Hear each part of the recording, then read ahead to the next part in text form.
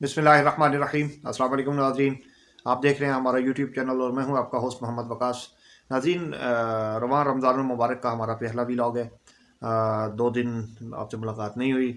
कुरान पाक के अंदर अल्लाह ताला ने फरमाया कि या अय्युहल्लज़ीना आमनू कुतिबा अलैकुमुस्सियामु कमा कुतिबा अलल्लज़ीना मिन क़ब्लिकुम लअल्लकुम तत्तक़ून। मतलब ये कि ऐ ईमान वालो, तुम्हारे ऊपर रमज़ान के रोज़े फ़र्ज़ किए गए हैं, बिल्कुल इसी तरह जिससे जैसे तुमसे पहले लोगों पर फ़र्ज़ थे। नाज़रीन, रमज़ान के जो रोज़े हैं इनके हवाले से एक हदीस है। आप सल्लल्लाहु अलैहि वसल्लम ने फरमाया कि वो शख्स बड़ा ही बदनसीब है कि जिसने अपनी ज़िंदगी के अंदर रमज़ान पाया और वो खुदा की इबादत करके अल्लाह ताला के यहाँ गरियाज़ारी करके अपने गुनाहों की माफ़ी ना करवा सका, तो वो बड़ा ही बदकिस्मत इंसान है। नाज़रीन, आप में से बहुत सारे लोग ऐसे होंगे जिन्होंने अपनी ज़िंदगी की 30-35 बहारें देखी हैं और कमोबेश हमारे होशो हवास के अंदर 15-16 रमज़ान या 18 रमज़ान गुजर चुके हैं और हमने रोज़े भी रखे हैं। हमें इस बात के ऊपर गौर करना चाहिए कि आया कोई ऐसा रोज़ा या कोई ऐसा रमज़ान है जिसके ऊपर हम इतना तकिया कर सकें कि जिसके ऊपर हमें ये मान हो कि ये वाला रमज़ान हमारे लिए बख्शिश का ज़रिया बनेगा। रमज़ान आता है, हमारे कारोबारी भाई जितने हैं वो इस फ़िक्र में लग जाते हैं कि यार रमज़ान आ रहा है, हमने खजूर ब्लैक करनी है, हमने फ्रूट को ब्लैक करना है, हमने लोगों को से जो है वो पूरे साल का माल निकालना है।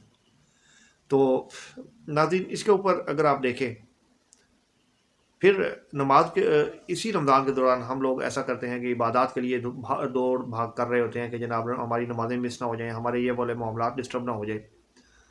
मैं हैरान होता हूँ कि इन लोगों को अल्लाह का खौफ भी नहीं आता यार कि खल्क़े खुदा को दुख दे के तो आप अल्लाह को राज़ी करने चले हैं, तो क्या वो रब आपसे राज़ी हो जाएगा?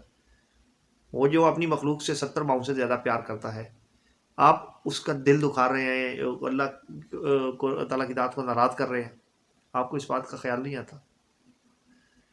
हमें हमारी कौम के लिए शायद ये आयत उतरी थी। मैं कि या अय्युहल्लज़ीना आमनू आमिनू बिल्लाहि व रसूलिही, कि ऐ ईमान वालों, ईमान ले आओ। ये स्पेसिफिकली ईमान वालों के लिए है कि हम लोग जो ईमान लेके आए हुए हैं, हमें ये समझाया जा रहा है और ये कुरान की आयत है कि ईमान ले आओ। मतलब ये कि हमने जो पहले ईमान लेके आए हैं उसमें कोई कमी है, उसके अंदर बेहतरी की गुंजाइश है। नाज़रीन, हमने जो ईमान लाया, हमने सिर्फ वो एक वाला कहा था ना कि खिरत ने क्या भी दिया ला इलाहा इल्लल्लाह, तो क्या हासिल, दिलो निगाह मुसलमान नहीं तो कुछ भी नहीं।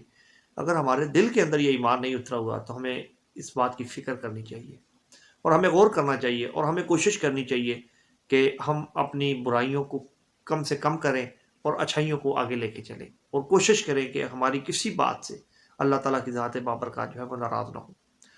ये जो बाद में आयत मैंने आपके सामने रखी है, इसका मतलब ये है कि हम मेरा कोई बच्चा हो और वो कोई गलत काम कर रहा हो, तो हम वो जैसे पंजाबी में कहते हैं कि यार बंदे दा पुत्र बन।